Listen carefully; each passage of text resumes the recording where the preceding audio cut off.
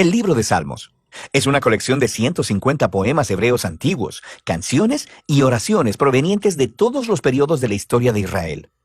Muchos de estos poemas están conectados con el rey David, de hecho, 73 de ellos, y él era conocido como poeta y arpista. Pero hay muchos autores diferentes detrás de estos poemas. Tenemos los poemas de Asaf o los de los hijos de Coré.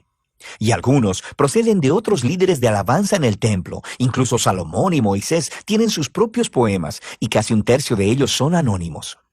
Ahora, muchos de estos poemas fueron utilizados por los coros que cantaban en el templo de Israel, pero el libro de Salmos en realidad no es un himnario. En algún punto del periodo, después del exilio de Israel en Babilonia, estos poemas antiguos fueron reunidos y acomodados intencionalmente en el libro de Salmos que ahora tenemos. Y este tiene un diseño y un mensaje bastante único, el cual no notarás a menos que lo leas de principio a fin. Ahora, para ver cómo está diseñado el libro de Salmos, lo más útil es, de hecho, empezar por el final. El libro concluye con 5 poemas de adoración al Dios de Israel, y cada uno comienza y termina con la palabra aleluya, que es una orden en hebreo para decirle a un grupo de personas que adoren a Yah, la versión corta del nombre divino Yahweh. Ese es un arreglo de 5 partes realmente bonito, y parece que alguien nos está dando aquí una conclusión para el libro.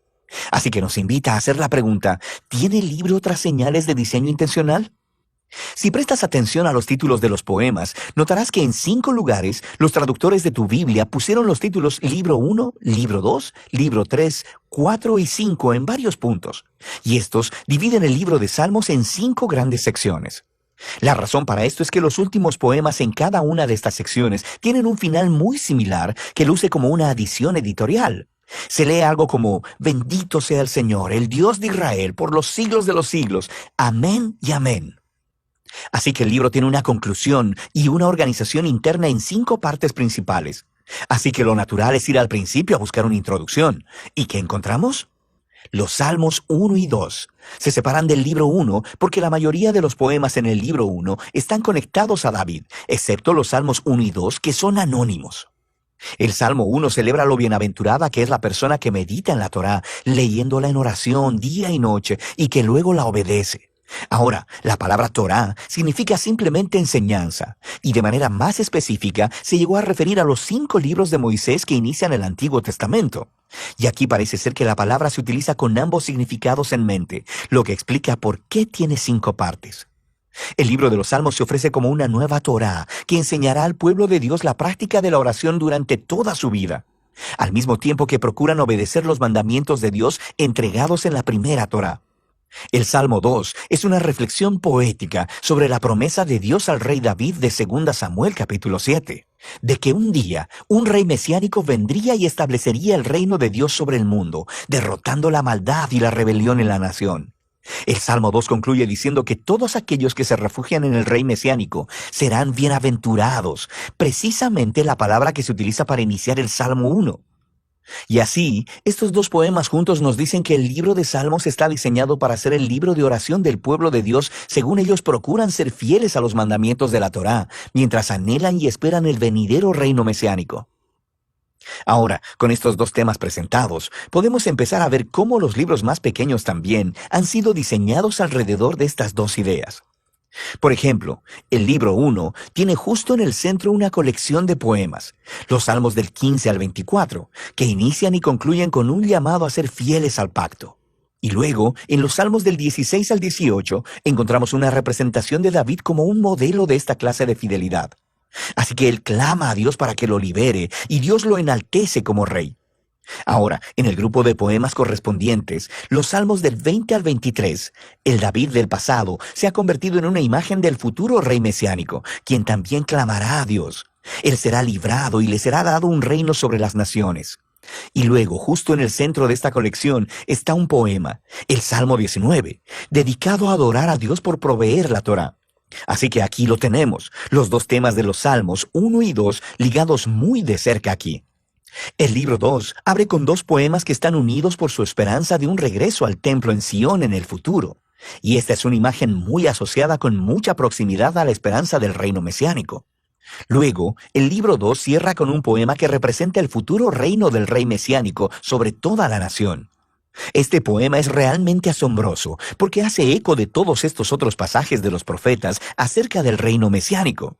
Y concluye diciendo que este rey traerá el cumplimiento de la antigua promesa de Dios a Abraham sobre traer bendición de Dios a todas las naciones. El libro 3 también concluye con un poema que reflexiona sobre la promesa de Dios a David, pero esta vez a la luz del exilio de Israel. Así que el poeta recuerda cómo Dios dijo que nunca abandonaría al linaje de David, pero ahora está observando la rebelión de Israel, su resultado, la destrucción, el exilio y la decadencia del linaje de David. Así que el poeta termina pidiéndole a Dios que nunca olvide su promesa a David. El libro 4 está diseñado a responder a esta crisis del exilio. Así que el poema inicial nos regresa a las raíces de Israel con la oración de Moisés, y el autor hace lo que Moisés hizo en el monte Sinaí después del incidente del becerro de oro: clamar al Señor por su misericordia. El centro del libro 4 está dominado por un grupo de poemas que anuncian que el Señor, el Dios de Israel, gobierna como el verdadero Rey del mundo, y que toda la creación, los árboles, las montañas y los ríos son convocados para celebrar ese día futuro en el que Dios traerá su justicia y su reino sobre todo el mundo. Son convocados para celebrar ese día futuro en el que Dios traerá su justicia y su reino sobre todo el mundo. El libro 5 abre con una serie de poemas que afirman que Dios escucha el clamor de su pueblo y que un día enviará a su futuro rey para derrotar la maldad y traer el reino de Dios. Este libro también contiene dos colecciones más grandes, una llamada Hallel y otra llamada Cánticos Graduales. Cada una de estas colecciones concluye con un poema sobre el futuro reino mesiánico. Y estas dos colecciones, al unísono, sostienen la esperanza de una acción futura, similar al Éxodo, en el que Dios redimirá a su pueblo. Y luego, justo en medio de ellos, está el Salmo 119, el poema más largo del libro. Es un poema alfabético. Cada línea comienza con una nueva letra del alfabeto hebreo y explora el maravilloso regalo de la Torá como la palabra de Dios para su pueblo. Así que aquí lo tenemos, los temas del Salmo 1 y 2, Torá y Mesías, combinados juntos en el libro 5, lo que nos lleva de vuelta a esa conclusión de los 5 poemas. En el poema central, el Salmo 148, toda la creación es convocada para adorar al Dios de Israel, porque, citando textualmente, Él ha exaltado un cuerno para su pueblo.